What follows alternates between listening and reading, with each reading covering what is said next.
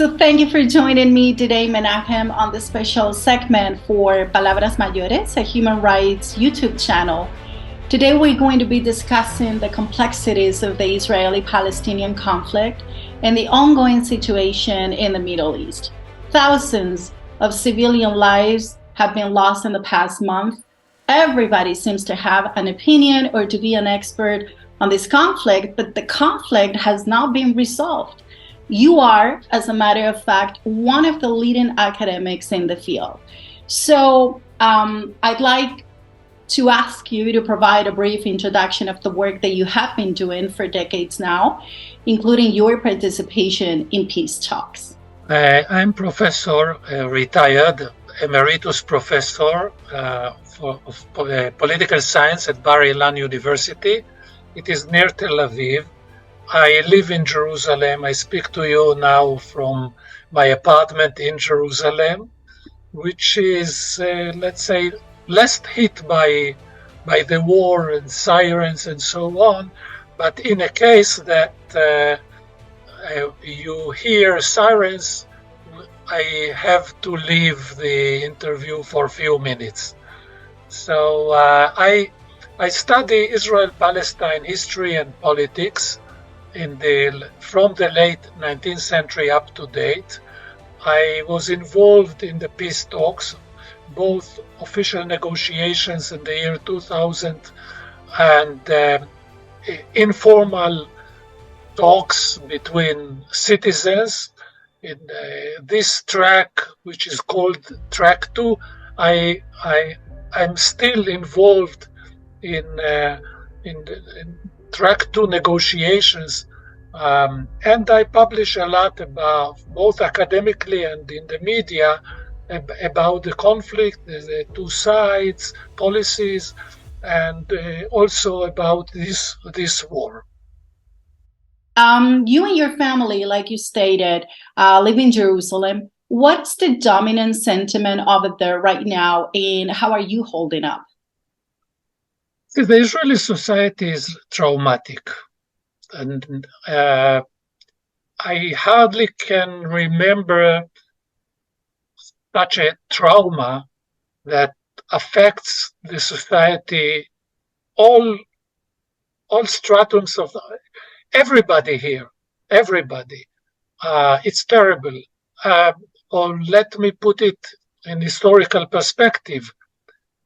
Never before a Palestinian resistance organization hit Israel in such a profound scale.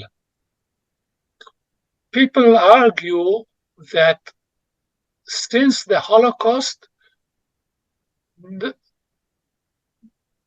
such number of Jews killed never happened since the Holocaust.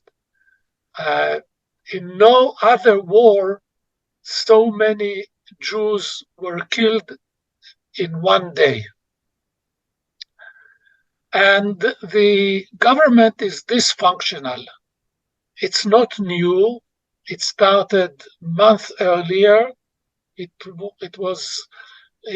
was discussed, but once we faced such an event, a dramatic event of communities destroyed, 1,200 people killed, most of them are civilians, more than 240 people were taken hostage by Hamas, and they are now in Gaza Strip. The settlements, the kibbutzim and towns were burned, destroyed, evacuated. Tens of thousands of people are displaced in Israel, both in South Israel and North in Israel-Lebanon border. This is a huge, dramatic event, and the government is not prepared to deal with. So civil society is called to enter. So the shock is profound, it's dramatic shock, and people feel unsafe. Even in Jerusalem or Tel Aviv, if you go around now, you see many people with weapons. They are afraid.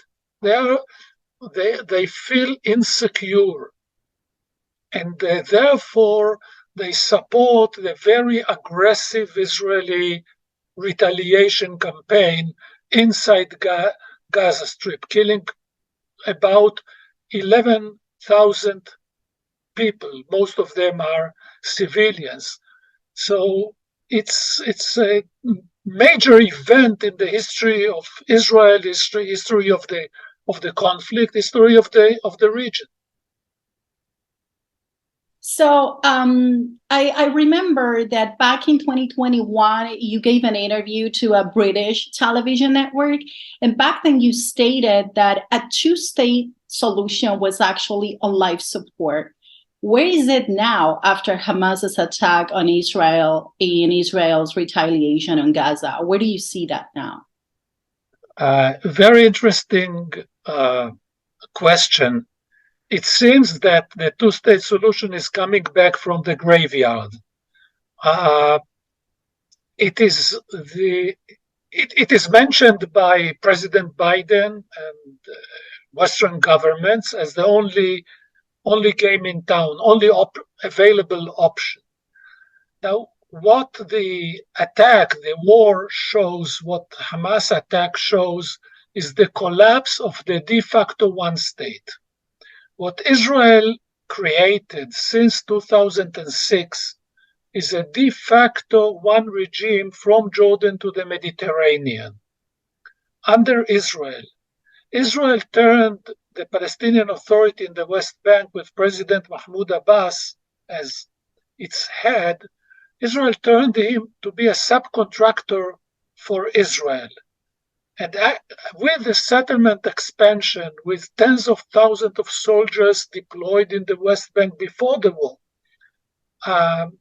and with siege implemented on Gaza Strip, Israel created a de facto one regime, a supervision.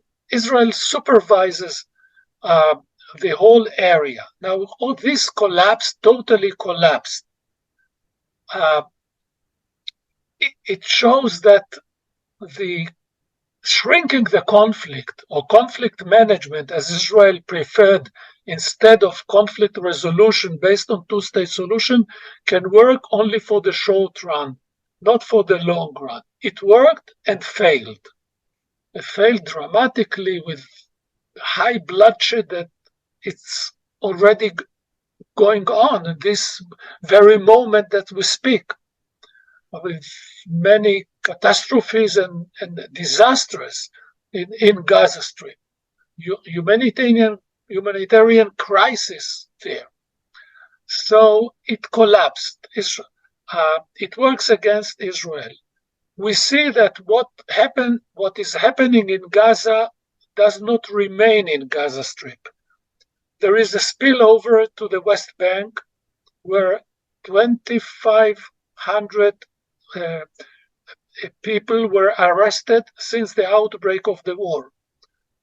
More than 200 Palestinians were killed by Israeli army or settlers. There is another front inside the West Bank with armed clashes between the government and the army and the Palestinians on the other side. There is a third front with Hezbollah in Lebanon. And the Houthis in Yemen launched rockets towards Eilat in South Israel. So we have another front with Yemen. All this shows that what was there, the one-state reality, is unstable, dramatically unstable. So we must replace it. Unfortunately, the Israeli government, the Israeli cabinet, does not acknowledge this at the moment. They don't have any alternative. The only administration that tries to raise alternative ideas is the American administration, Biden, speaking on the two-state solution, going back and asking Israel time and again, what is your plan for the day after? Israel has no plan. Israel only hopes, as Netanyahu put it in his interviews to American channels, Israel hopes to find somebody in Gaza Strip that he will play the same role as Mahmoud Abbas, Abu Mazen plays in the West Bank, collaborator with Israel, or at most bring Abu Mazen to be the subcontractor for Gaza Strip and keeping the division between Gaza Strip and the West Bank. Now, the division between Gaza Strip and the West Bank, the political and geographical division, keeping it and maintaining it, was an Israeli principle that Israel implemented in order to prevent the establishment of a united Palestinian front that will lead towards a Palestinian state. Mm-hmm. So the Palestinian Authority that Oslo Agreement established stopped functioning as a state in making and in 2006 and became a subcontractor for Israeli permanent rule. Now, the current government, the right-wing government, or the mainstream within the right-wing government in Israel, hopes to reconstruct this old order that collapsed. This is their wish. The far right, they have a dream, a big, very big dream, to flatten Gaza Strip, destroy North Gaza totally, establish 3 settlement cities in Gaza Strip, and rebuild the small settlements that Israel evacuated unilaterally in 2005.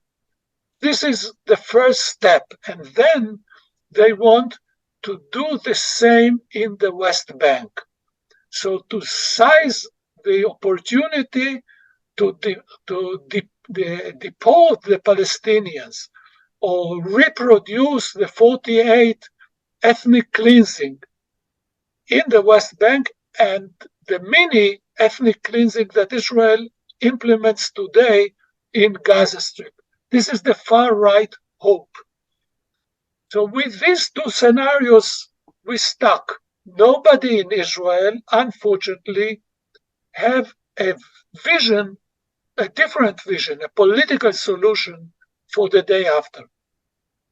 One of the things that you hear a lot in the US, is that Hamas is a terrorist organization, but, it's been in power, it's been in government in Gaza since the elections of 2006. How do we navigate this contradiction? It's a problem because as far as we know from what was published in American media regarding the attack, it seems that the political leadership was not. The attack was planned and managed by the army wing, by the army commander of Hamas, not by the political leadership, and they were classified from what is planning and what's going on the ground. Hamas is not only an organization, or let's say a terrorist organization. It has a political wing. It is a social infrastructure, or social establishment, welfare establishment. It is a religious organization, religious education, and it represents a Palestinian wish of many refugees to return to Israel.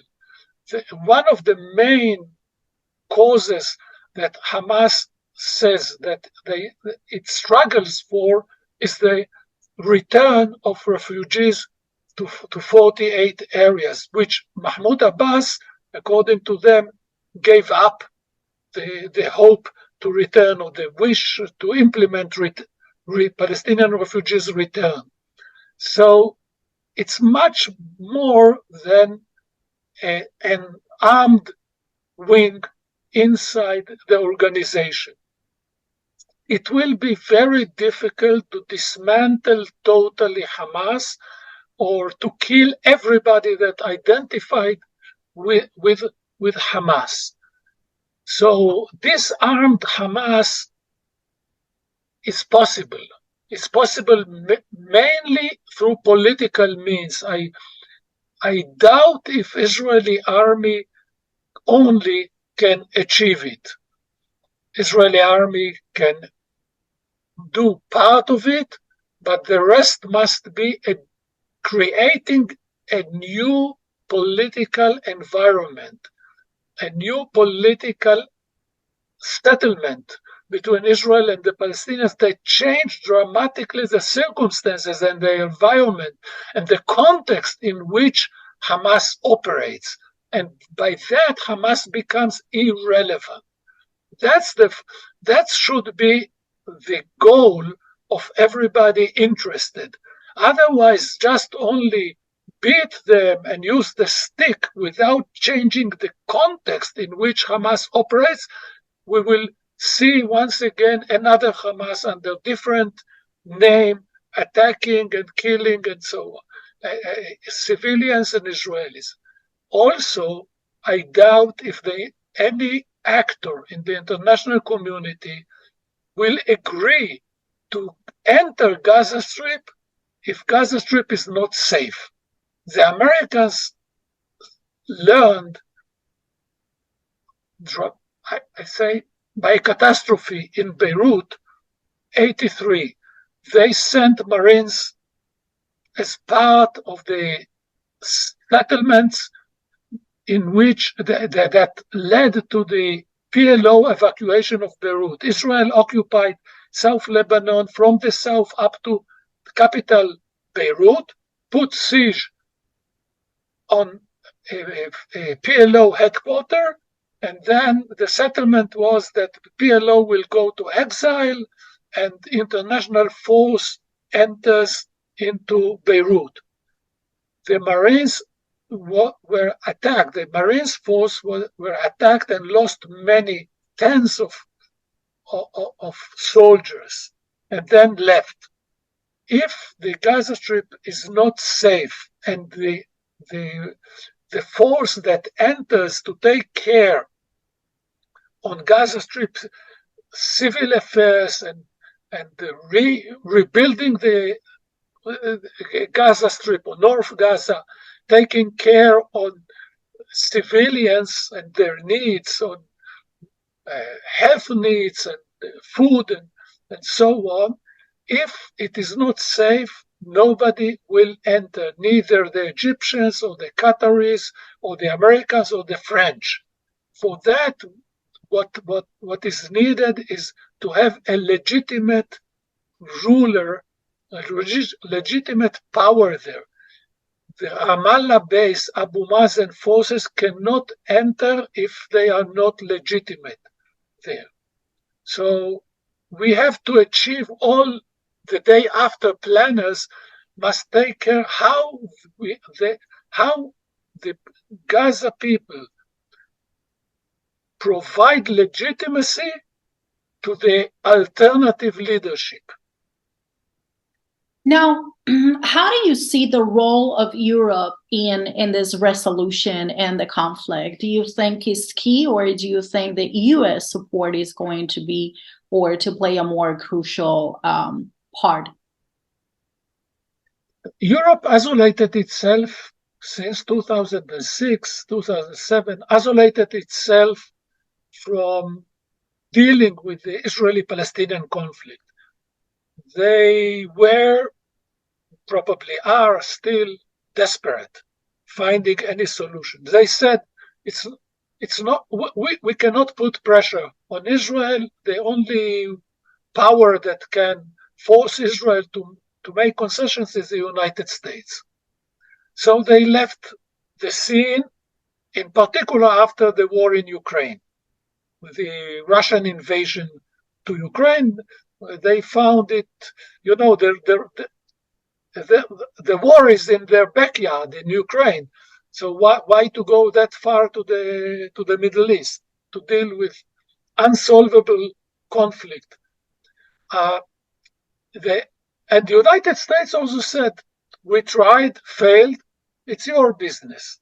Now it seems that the conflict reaches all European capitals and North America, not only by causing hundreds of thousands participants in pro-Palestinian, anti-Israeli demonstrations, not only by that, but also by waking up anti-Semitism, attacks on Jews elsewhere in Europe, including in universities, in campuses, in main cities.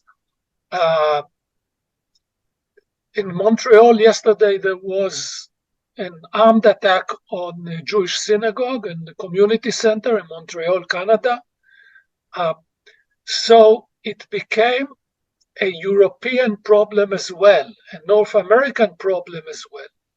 And also it creates a political problem for the governments of the West European and U.S. administration, the Biden administration cabinet, because there is a gap between the leadership, the governments, or the presidents,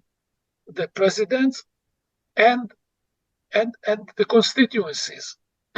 The constituencies want their government to be more to impose on Israel ceasefire, to take hard line towards Israel, not just support it. And it creates a problem for the governments, actually. There is a gap between the government and the constituencies in each of the main countries. So this also may push the leaders to find a political settlement to the conflict and to try to push forward the peace process. I also wanted to ask you, since Hamas's attack in American universities, we've been hearing students chanting, "From the river to the sea, Palestinians will be free." Some American politicians, like Senator Josh Hawley, have condemned the statement, and he's dismissed it as anti-Semitic. Can you provide context for what the slogan means, and do you agree with Hawley's interpretation of this statement? Yeah. See, it's in my view, it's a problematic slogan. I'm not sure that everyone who shouts this slogan acknowledges what it means.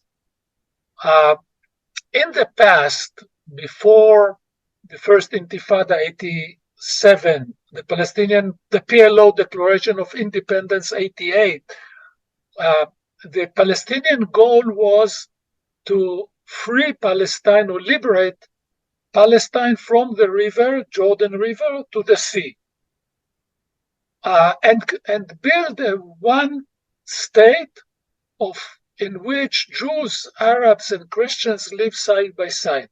So instead of the state of Israel, it will be the state of the majority, ruled by the majority Arabs, with the return of all refugees to their original homes. This is actually a call to end the independent state of Israel.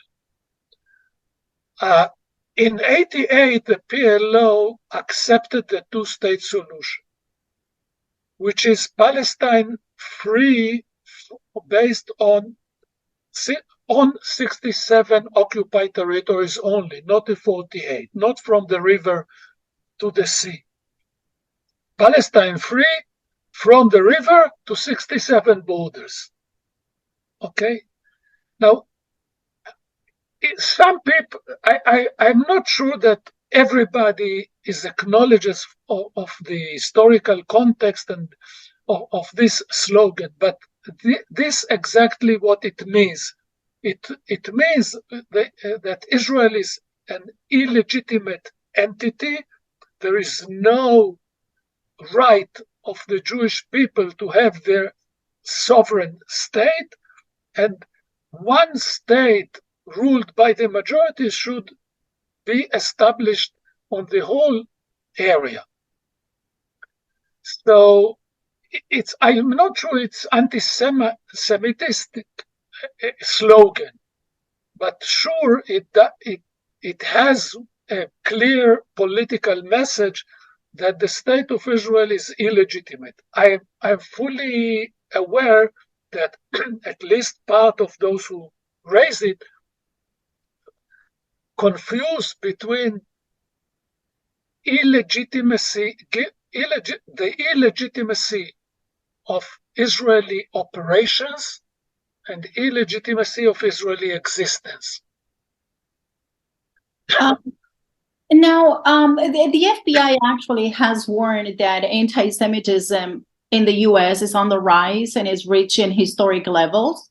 In recent weeks, Senator Josh Hawley, of the Republican Party, he's actually been calling for foreign students in American universities who are chanting and showing support for the Palestinians to have their students' visas revoked. And this obviously, in a country like the United States, it raises a number of questions related to freedom of speech and First Amendment rights. How do we navigate this situation?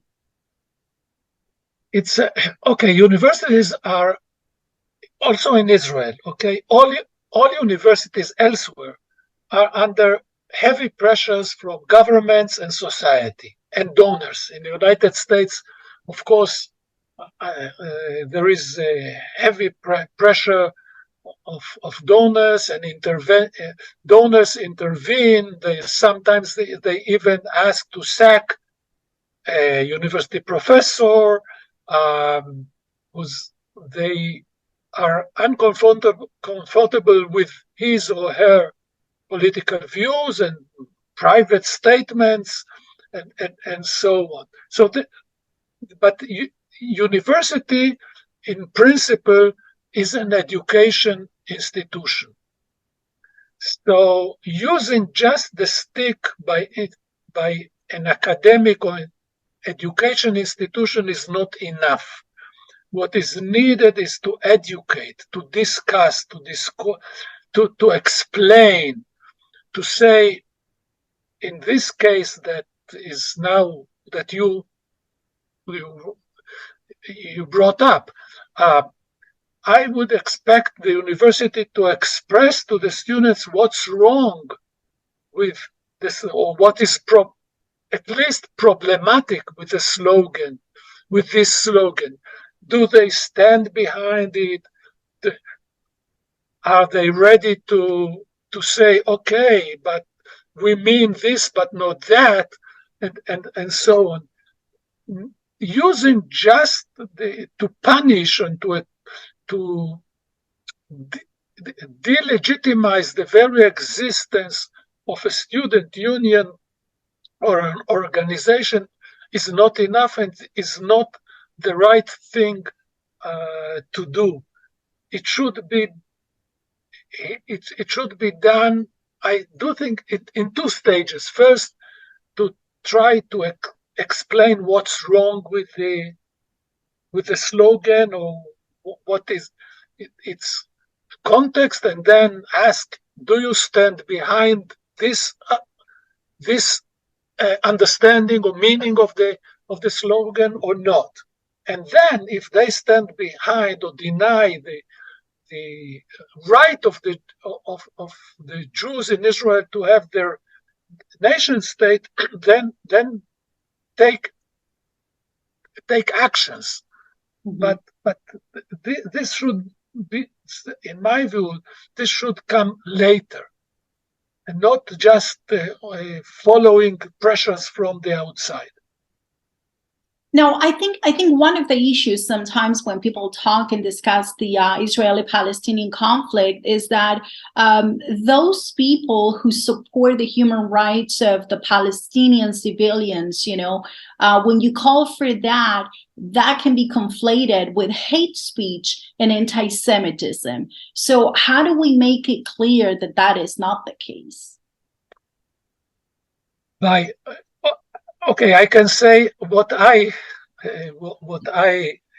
made or wrote. The very beginning of the war, I published in the Facebook a statement that strongly condemned the Hamas attack on civilians and condemned the Israeli indiscriminate bombardment as a retaliation bombardment and the army ground operation in Gaza Strip. It should be done all together. What I saw from few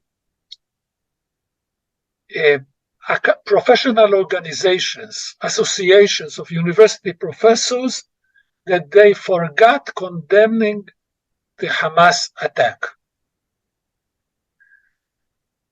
In other cases, they said or they wrote that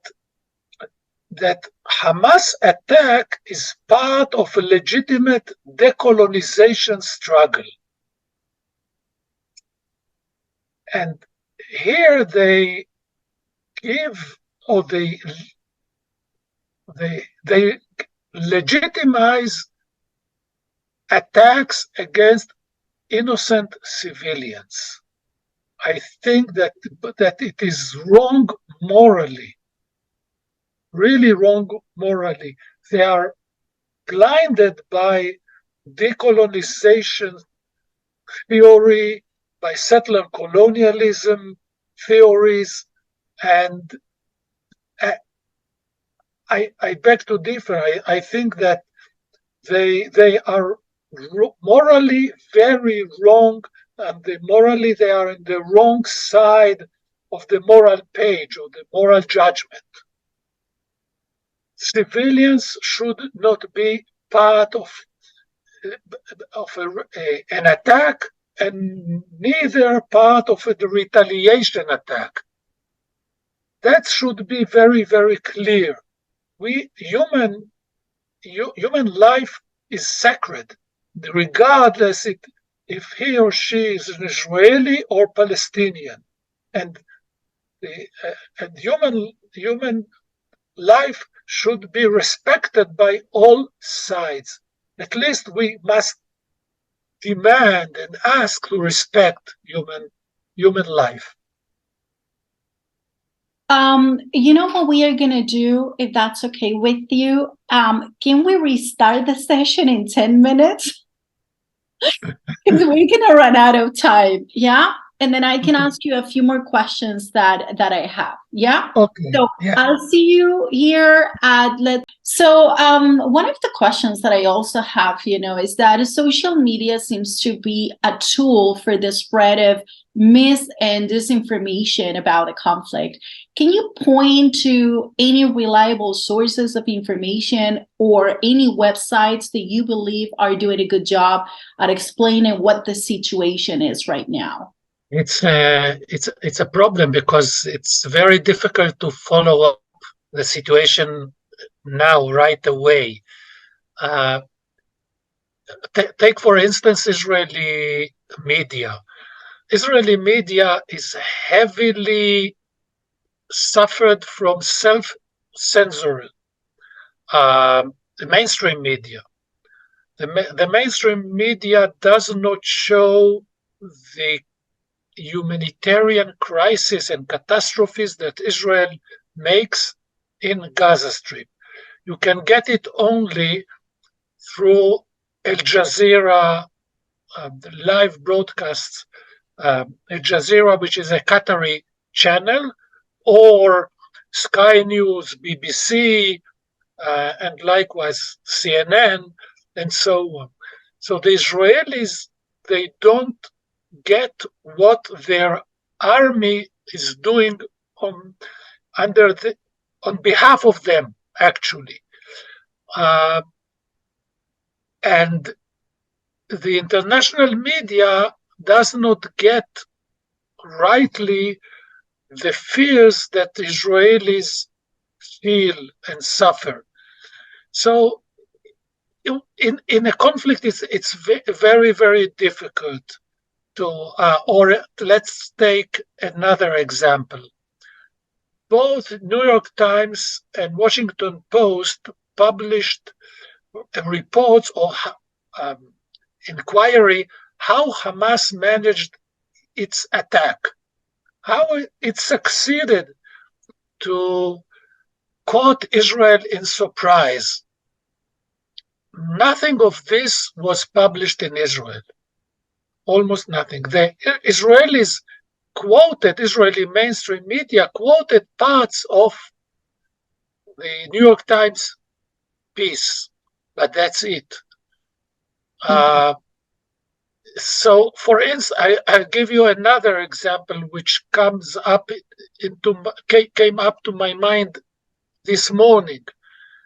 It seems that the political leadership of Hamas was fully not informed on the attack. So the division between the political leadership and the armed wing of Hamas may be an issue that's worth looking into it. But nobody deals with it. And it seems that some political leaders, they, at least verbally, publicly, they stand behind the attack. But how sincere they are, what were the debates? Are there debates inside Hamas between the political leadership that is in Qatar or elsewhere outside Palestine, and the army wing inside in Gaza Strip, in the tunnels, in the bunkers? How it affects the ceasefire negotiations, how it affects the release of hostages negotiations. Nothing of this is discussed in the media. We don't know. So today, to follow, it's difficult, but my suggestion is to consume different sources, and not just one side source. Okay. I mean, another question that I have has to do, and this is something that I have wondered myself, do you think the Mossad had intelligence about Hamas's imminent attack? I mean, what happened? We know we don't know everything. Okay, but the Mossad did not operate or has no authority to deal with Gaza Strip. Gaza Strip was under the supervision of two Israeli intelligence agencies, the Army Intelligence and the Domestic Intelligence, the Shabak, the equivalent of FBI, because it is part of the Israeli controlled area, not outside the control. The Mossad operates outside Israeli controlled areas. There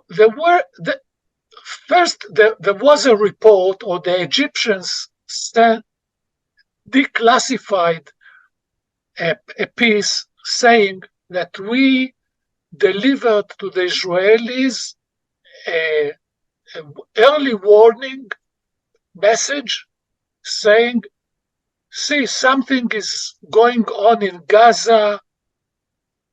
Keep your eyes on it. They transfer it to the prime minister office or directly to the prime minister.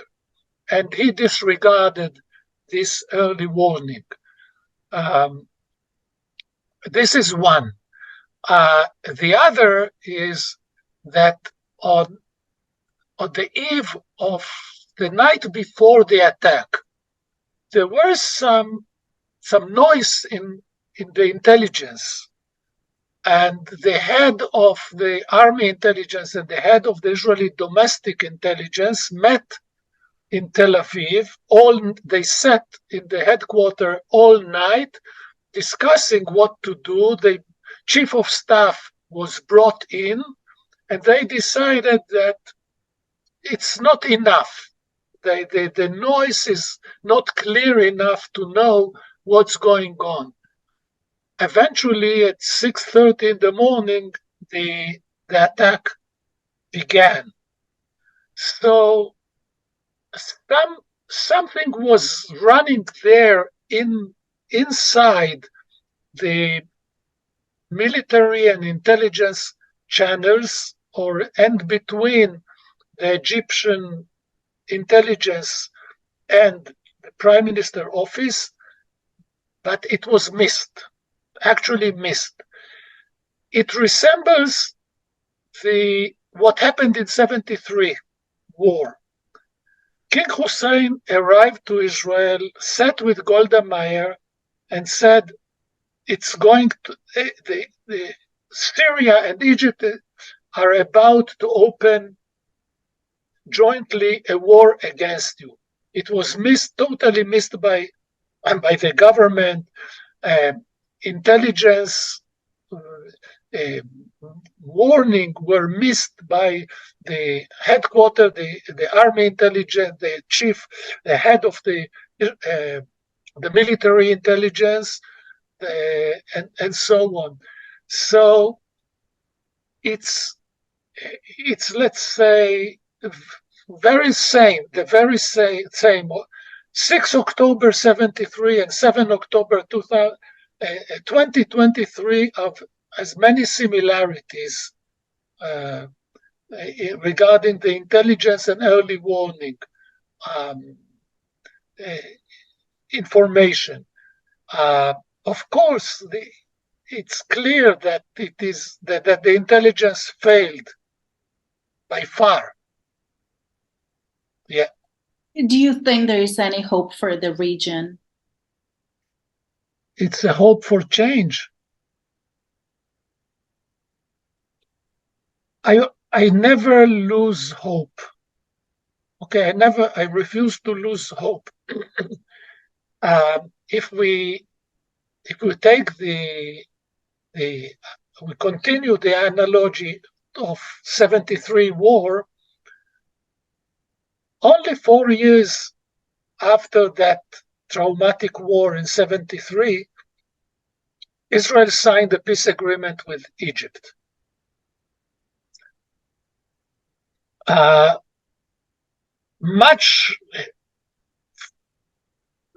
Let's say, we have to thank much to President Sadat and Henry Kissinger that pushed forward.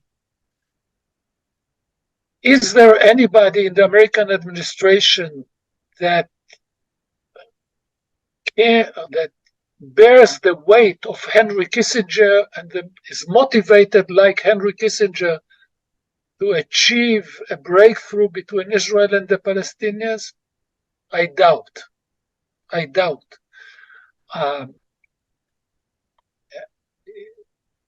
I don't know. I hope that that perhaps Biden will take it. Do we have a Sadat in the Palestinian side? I don't see at the moment. Therefore, what we need is, instead of looking for a person, we need to look for a process. We need to replace the person with the process. And the best process to achieve legitimacy and to change the things that we have, that we still suffer from, is elections. We need new elections in Israel because the vast majority of the Israelis think that Netanyahu failed, not only corrupted and failed domestically and should not continue, but he failed preparing to the attack, even without his criminal case in court. So we need a different government. We need elections, and the Palestinians need elections, and the Palestinian Authority. Actually, in 2021, Mahmoud Abbas and Hamas agreed to manage general elections in three stages for the Palestinian Authority institutions, the presidential elections, legislative council elections, and local elections, and then PLO elections. And Hamas agreed to integrate into the Palestinian Authority and the PLO and accepted the two-state solution and struggle with peaceful means for the establishment of a Palestinian state over 67 borders only. This proposal was rejected by both Israel and the United States. It was in spring 21. Following in the same spring, another round of violent clash broke out in Gaza Strip between Israel and the Palestinians, following the rejection. I think that it was a huge mistake to reject it. Israel and the United States assumed that presidential elections will end the status quo of the de facto Israeli rule. Yes, actually, this should have happened, should have let happen. Instead, the status quo shattered by a very bloody, barbaric attack of Hamas, and then a bloody reaction and retaliation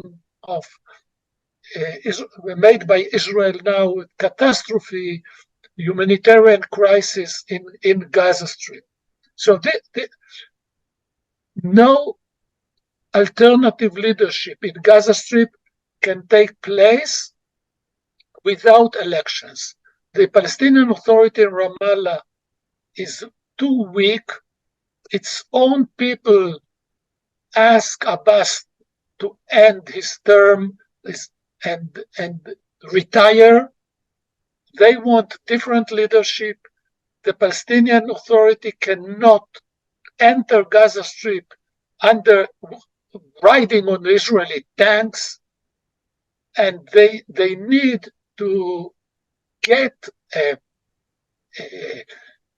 let's say a plan that combines Gaza Strip and the West Bank all together as one unit and put forward the establishment of a Palestinian state on 67 borders.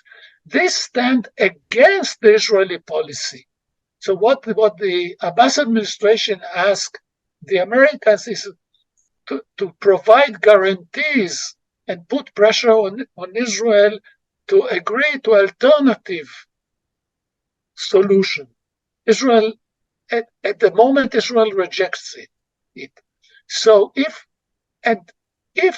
the situation in Gaza Strip becomes equivalent to Somalia, it is not only a disaster for Gaza people, Gaza Strip people, for the civilians. It is a disaster also for Israel, because nobody can assure that Israel can exist peacefully with Somalia in the next door. Somali situation in the next door. It's impossible.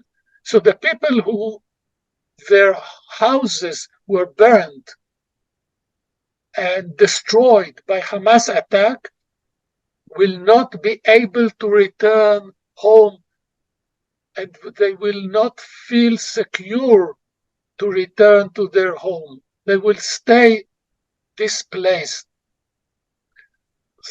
So it's a problem. We need elections. We need a different program, a different perspective for the day after, different vision.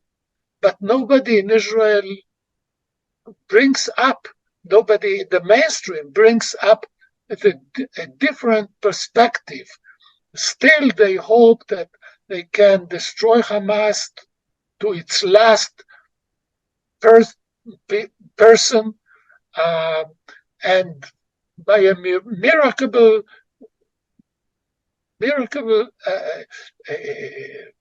phenomena, or I don't know, God's intervention, Gaza Strip will be totally different.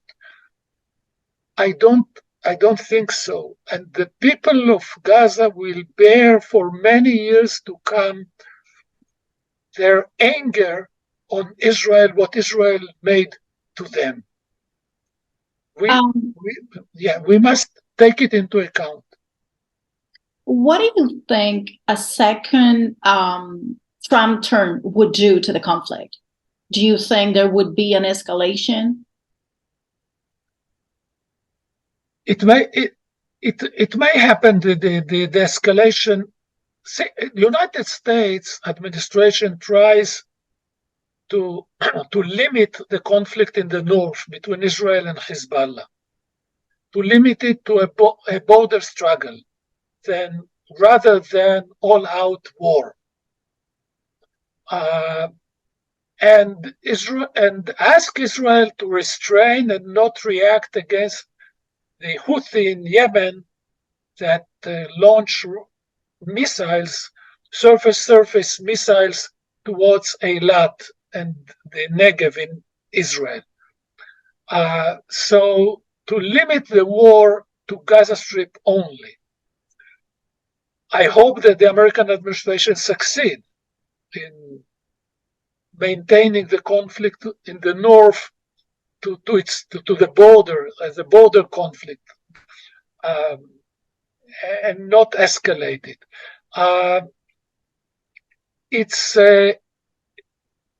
But we have to think on the day after, and to put forward, and the American administration has no detailed vision how the day after would look like.